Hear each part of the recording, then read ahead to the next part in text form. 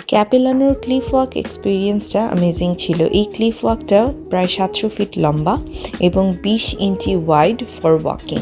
Cliff ওয়াকটা যেই granite পাহাড়ের সাথে যুক্ত, এই জায়গাটা আগে অ্যাক্সেসেবল ছিল না।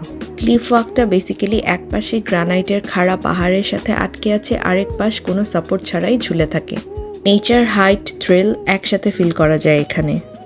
ইগলের কিভাবে সময়ের সাথে সাথে গ্রোথটা হয়, ক্লিফ ওয়াক শেষ করে এই পাশে একটা কাউন্টারে একজন রিপ্রেজেন্টেটিভ আছে, সেটাই আমাদেরকে এক্সপ্লেন করছিল। এই জায়গাটা পুরোপুরি আপনি যখন আসবেন নেচারের সাথে ফুললি আপনি কানেক্টেড হয়ে যাবেন। সামনের দিকে হাঁটতে হাঁটতেই একটা সুভিনিয়ার শপ চলে আসলো, তো আমরা এই সুভিনিয়ার শপটাতেই ঘুরে বেড়াচ্ছিলাম এবং দেখছিলাম।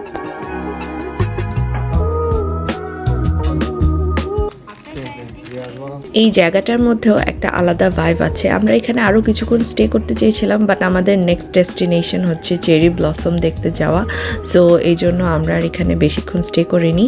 বাট বের হওয়ার সময় একটা আই সারভাইভ সার্টিফিকেট দেয় ওরা, which is very nice and cute. যেহেতু ঘুরে ফিরে দুপুর হয়ে গেছে and we are very hungry, so আমরা দেওয়ানে খাস রেস্টুরেন্টটাতে আসি। এইখানে নেহারি অ্যান্ড ল্যাম্ব কারিটা অনেক বেশি মজা ছিল। আমরা বিরিয়ানিও অর্ডার করেছিলাম, but I won't recommend the biryani, but nihari and lamb কারিটা is a must. Do try that if you are in Vancouver.